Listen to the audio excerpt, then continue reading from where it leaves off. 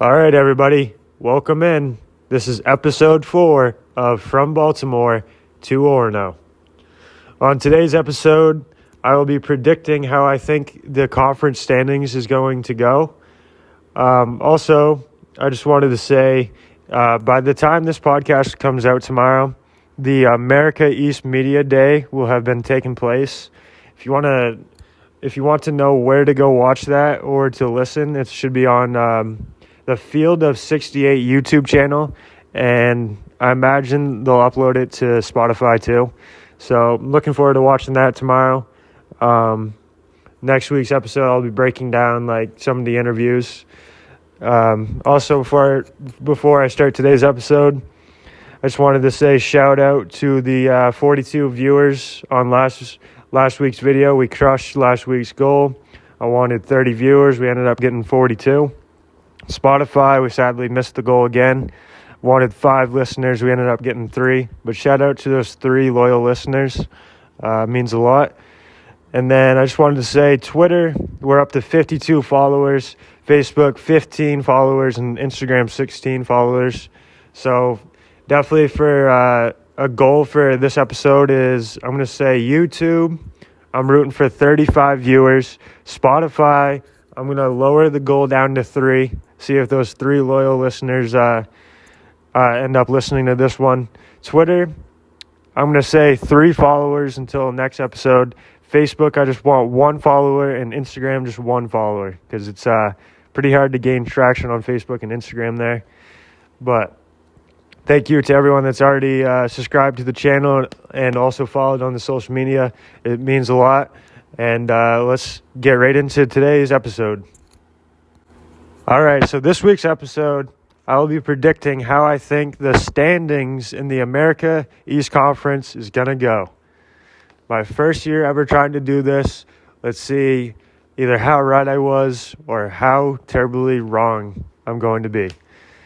But all right, coming in at number 9, last place, the team I expect to do pretty much terrible this year. I have, and this is not bias, I am a Maine fan, but I swear this is not bias. I think other people that follow this conference would say the same. But coming in at number 9, last place, I think it's going to be New Hampshire. First off, Lindy Sports has them ranked number 9 as also. And their betting odds was they were ranked last too. It's plus 5,000 on Caesar Sportsbook. Shout out to Caesars for having those betting odds. I want to say they're the only sports book right now that has America East Conference betting odds, so shout out to them. But New Hampshire, they went 8-24 last year, 6-10 in the conference. They lost 4 starters, but for each team I wrote down some notable players and just wrote a little bit about some players. But so first, Keyshawn Robinson for them. He's a transfer from Hofstra. He should have a big role on the team next year. And then we got this is a tough name to say, Kome Imumar. I think that's how you say it. He played 1 season at Central Florida and 1 season at Iona. Didn't really get much playing time at either spot. But my theory is, even if you see any small amount of playing time at a school like Central Florida, playing in the Big 12, you're gonna have experience in basketball. What I'm trying to say is the tough competition is gonna make you a better player. And after playing against tougher competition, this is not me shitting on the America East, but competition is definitely a lot easier than it is in the Big 12. So even when you see a little bit of playing time like Iwomar saw, it's going to help him out a lot and should help out New Hampshire. Next up, I got David Poser. If you guys watch my top 10 players list, he was ranked number 10 on my list. He's a great shooter. On the Lindy Sports preseason all-conference team, he's on the second team. Next player, I got Bilal El Shakiri.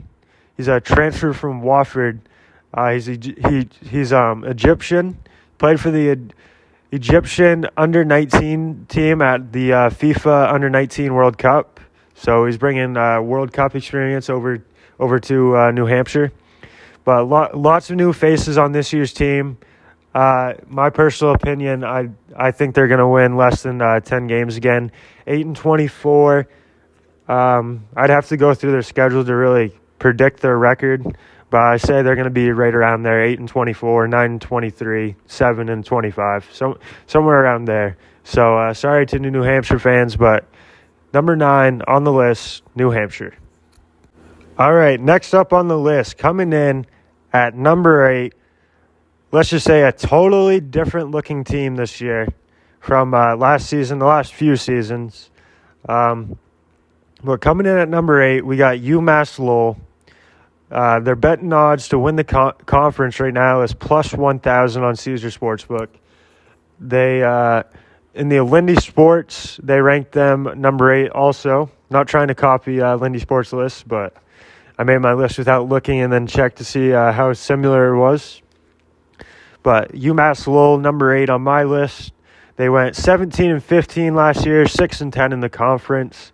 Coach Duquette says this is his first time in 30 years of coaching that he can remember that his team is at square one. So, him saying that just definitely, I'm not saying he's not confident in his players, but, he's saying, we got a long way to go before we end up being good. But a couple players I wrote down. Angel Montez Jr., he struggled with injuries, but has shown flashes of playing well. So look for him to bounce back from injury this year. Sean Simmons, he's a transfer from St. Joe's, brings that experience over from the Atlantic 10. Jared Frey, if you once again saw my top 10 players list, he was on there. He was ranked number 9 on my list. He's a transfer from Stony Brook, great shooter, has a great shot fake. Jarrell Roberson, he saw limited playing time at James Madison, but once again, coming from a school like James Madison, bringing that experience over to UMass Lowell, that's going to help them out. But I have written down here, one of those teams that if they keep together, if they keep this roster together, they're young now. If they stay together, 2 or 3 seasons from now, it'll be the other way around. We'll be saying they're going to be finishing in the top 3. But their roster right now, lots of new faces. Their coaches says we're starting at square one. Not a lot of confidence in them. So UMass Lowell coming in at number 8, plus 1,000 on the Caesar Sportsbook. I think that's kind of crazy. I think they should be up there in the plus around New Hampshire, the plus 5,000. But sorry to UMass Lowell fans. They are number 8 on my list. All right, coming in at number 7. This is where I think I might be wrong on this, but Lindy Sports has them down as the number 17 also. So we're 3 for 3 on being right on par with Lindy Sports. But they went 6-25 last year, 3-13 in the conference. They lost only 2 starters. So every other team in this conference, they've lost 4 or 5 starters. So them only losing 2, that should help them out for next season. Their betting odds to win the conference is also like New Hampshire, plus 5,000. I think that might be a little bit too harsh on them. I'd put them at plus 3,500. But some of the players I've written down: Sebastian Robinson, great player, ranked him number 3 on my top 10 players list. He's on the Lindy's preseason America East first team. He averaged 12 points per game last year. One game he had 15 assists, which is the single game assist record at NJIT. He also had a game last season against Vermont where he scored 20 points, 7 assists, and had 6 rebounds. So when he's going full 100%, he can fill up that stat sheet. So watch out for Sebastian Robinson this season. Another player that a lot of people are high on that I've been seeing is Ari Fulton, or Ari Fulton. I think it's Ari Fulton. He made the America East freshman team last year. He averaged 7 points per game with 5.4 rebounds per game. He had a game last season against Vermont where he had 15 points and 10 rebounds. So him and Sebastian balled out that game against Vermont. They beat Vermont at home. It was a huge upset. So Lindy Sports, they have him ranked as the best rebounder in the conference going into this year. And he's also on the preseason all-conference first team. So shout out to Ari. Another player I have written down here is Melvin Ebonkly. He's a graduate transfer from Kansas City. The coach said that he's looking for him to be like the veteran leadership on the team. And then they have Malachi Arrington, who started 3 games last season. He's a threat around the rim, especially a lob threat. And then they also have Jordan Rogers, who's a returning starter. He averaged 4.5 points and 4.2 rebounds. So he's looking to improve his stat line for this season. But NJIT, 6-25 last year, 3-13 in the conference. I think they do. I think they do better than that. I'm not sure how much better, but I'd say they at least get double-digit wins this year. Definitely tune in to watch them, just to watch Sebastian Robinson play. He's a great player. Once again, third on my list in the top 10 players list. But I have NJIT number 7 to finish 7th in the conference this year. All right, coming in at number 6 on the list. This is my first disagreement with Lindy Sports Magazine. At number 6, I have Albany. Last year, they finished 17-16, and they went 8-8 in the conference. The Caesar Sportsbook has them at plus 750 to win the conference. Lindy Sports has them to finish in 4th place. But they have Will Richardson on the team. He spent 3 seasons at Fordham. He averaged 9.8 points per game in the 2023-24 season. So he's bringing the experience over from the Atlantic 10. We got Amir Lindsay. His coach is very high up on him. He made the America East All-Rookie team last year. He averaged 6 points per game. But Coach Killen says that he feels Lindsay's assist-to-turnover ratio and defense are promising signs for this season. They also got Miles Rose. He's a transfer from St. Bonaventure. He barely played, but once again, bringing in that experience from the Atlantic 10, a good conference, that's going to definitely help out Albany this year. We got Isaac Abid, I think is how you say his name. He played 47 games at Wichita State. He transferred to Cleveland State, played in 31 games last year at Cleveland State. He started 14 of them, and he averaged 4 points per game. Next up, we got If Wes Ingram. He played 2 seasons at Rider. He's athletic, big man, and the coach Dwayne Killings, is high up on him too. And Lindy Sports also has him down as a newcomer to watch. So shout out to Wes Ingram. Next, I got Naz Muhammad. He played 2 seasons at Northern Illinois. He played 24 games there, and he averaged 7.5 points per game last season. We also got Bautista Geralt.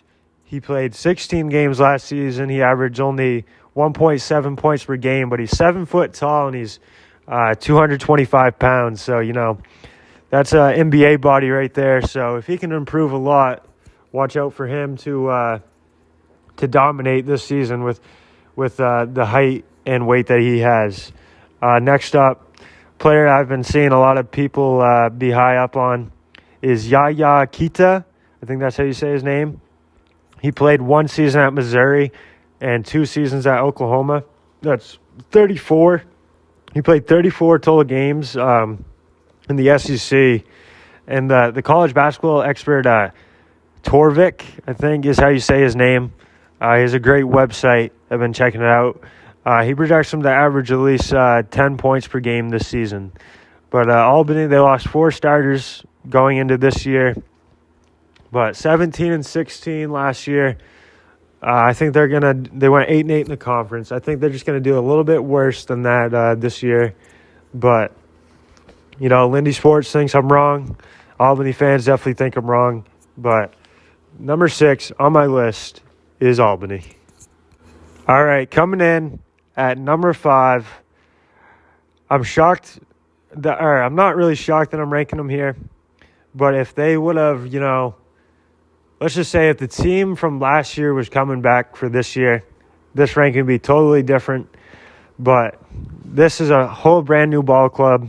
Everything's different here going into this season. Coming in at number 5 is the defending champions, the Bryant Bulldogs.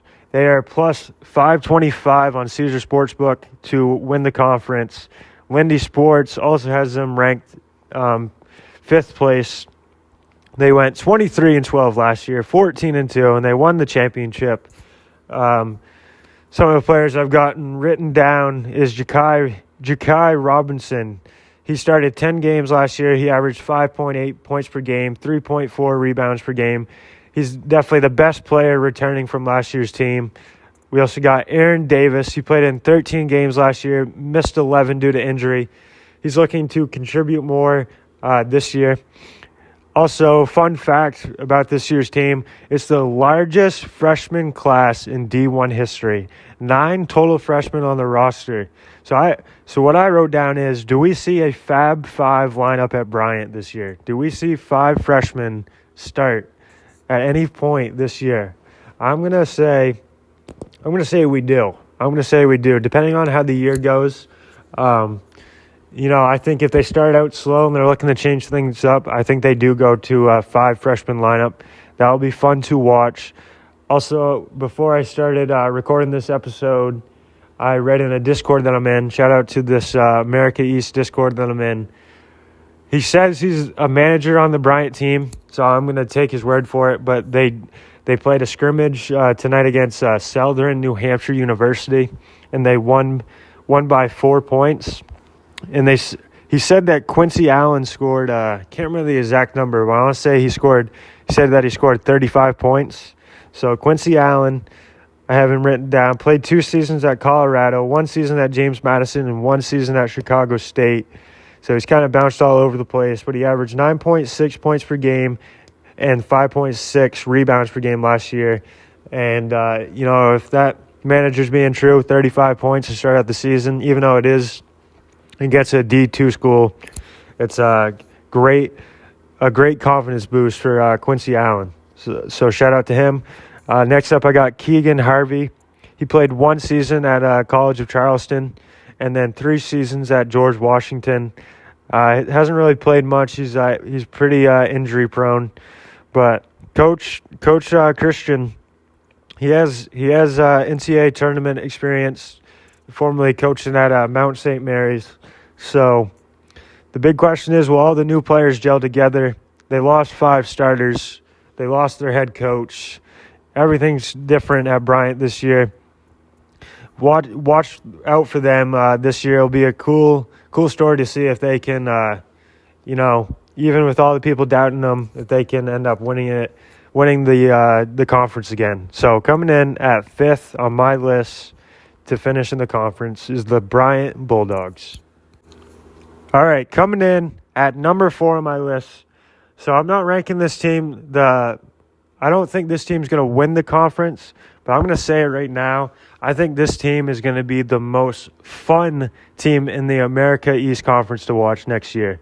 So coming in at number 4, the first ever 16 seed to upset a number 1. I'm always going to say that when I bring up this team. It is UMBC.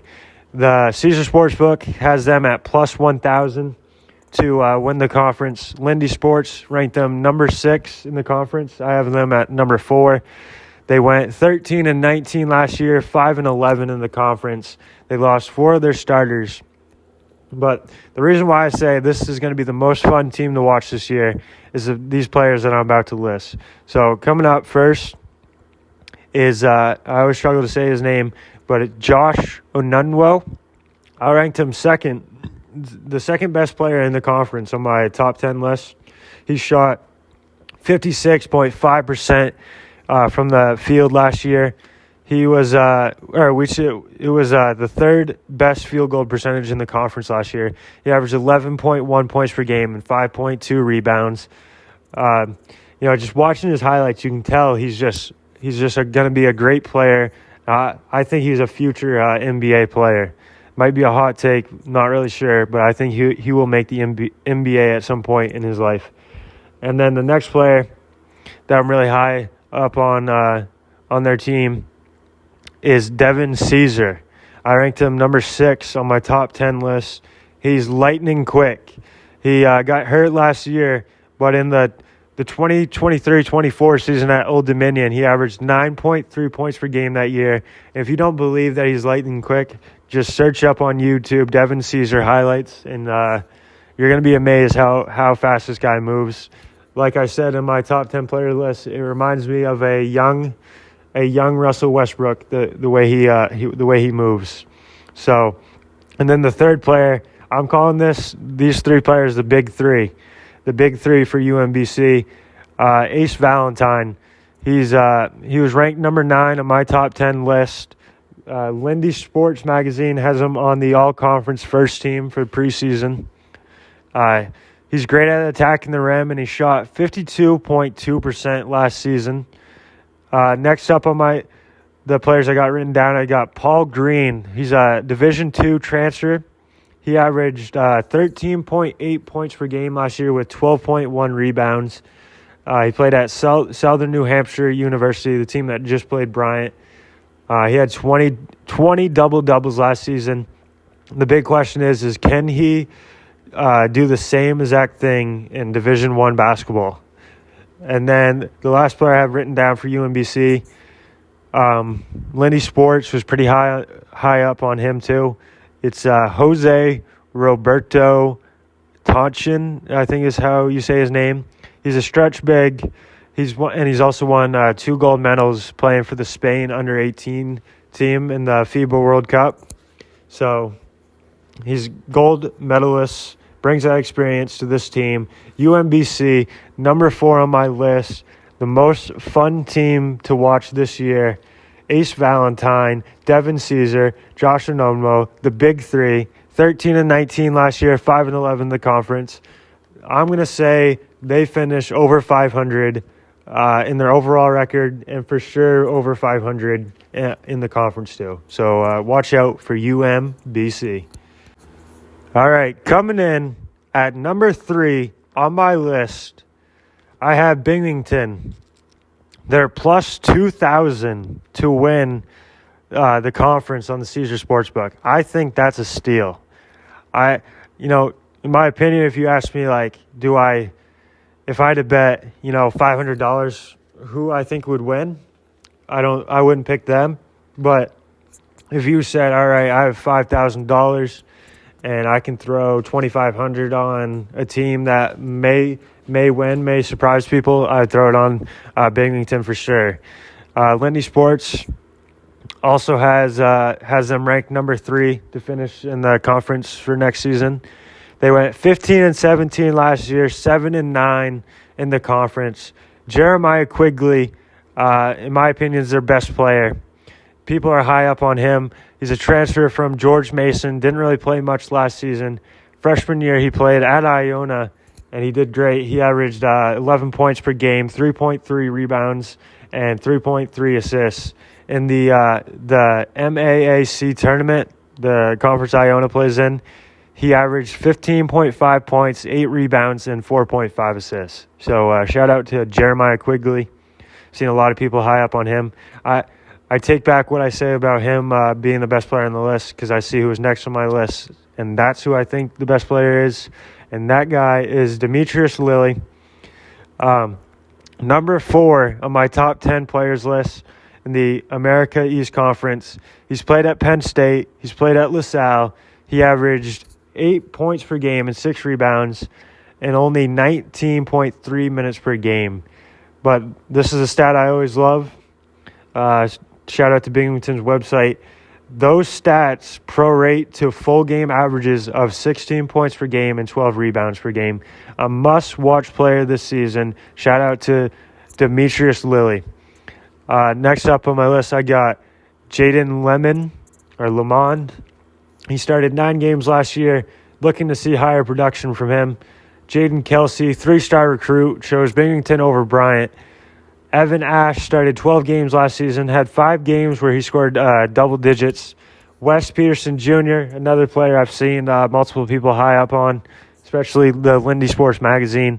He started 20 games last year, averaged 7 points, and then he also averaged 10.3 points in conference play.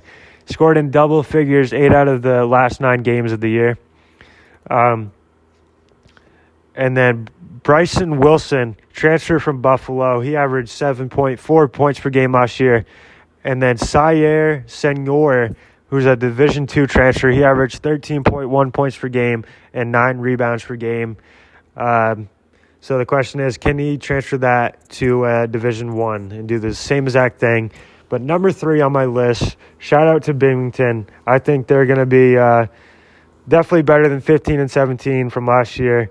They're going to be an over 500 team.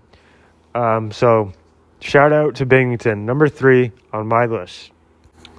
All right, coming in at number 2 on my list, we have the University of Maine, the Maine Black Bears.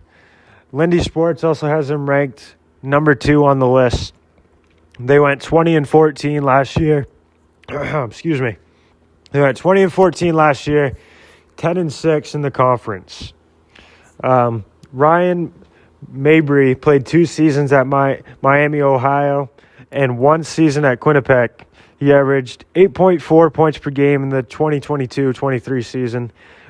They got Giannis Bamba, transfer from Wichita State. He barely saw playing time there. We got Killian Gribben, great paint protector, great defender. He's on the Lindy Sports America East second team, and he's also they have him as the preseason defensive player of the year. Maine's also got ace flag, highest rated recruit in UMaine history. He's a 3-star recruit. He was ranked number 7 on my top 10 list, 3-time state champ in 3 different states. Shout out to ace flag. We got Makai Gray, has a ton of experience in this conference, 4 seasons at NJIT, 1 season at UMass Lowell. He averaged 10.1 points per game in the 23-24 season. Maine's also got Keelan Steele, another great defender on the team. They lost 4 starters from last year's America East runners-up team.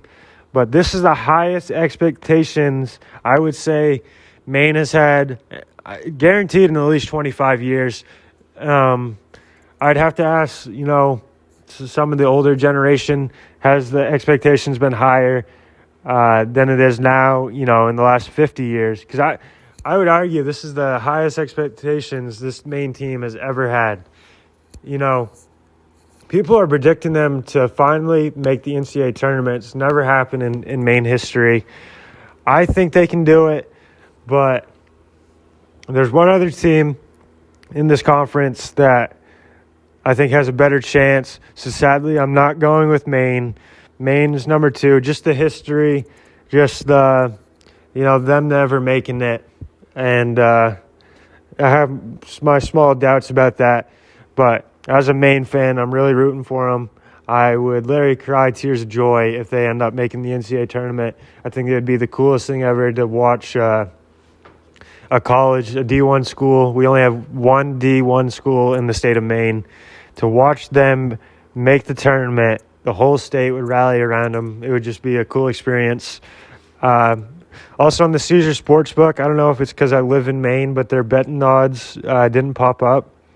But I imagine that they're probably second in the betting odds.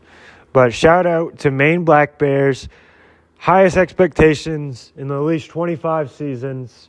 Can they do it? Can they finally make the NCAA tournament? I cannot wait to see what happens this year. All right, coming in at number 1 on the list, the team who I think is going to win the America East Conference. Some people might call this a coward pick. Someone might call this the chalk pick. But I do think they are the best team in the conference. And that is the number one, or in my opinion, who's going to be number one? That is Vermont.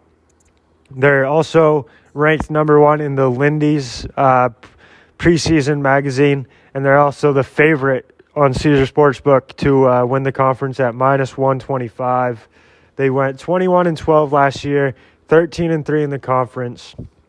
I can't remember the exact number, but Bryant broke their 3-season streak of winning the championship. But on their roster, they got TJ Hurley. He's a dog. He's a stud. He's ranked number one on my top 10 players list. He's hell of a shooter. He's also on the preseason America East first team for Lindy Sports. He's a preseason player of the year for Lindy Sports. He made the America East first team last season. He averaged 15.8 points per game, 17.8 points per game in conference games, and he was second in three-point percentage in the conference last season. TJ Hurley, best player in this conference, in my opinion. Fun player to watch. Next up, we got TJ Long, the two TJs, the Splash Brothers. He's returning from injury from last year.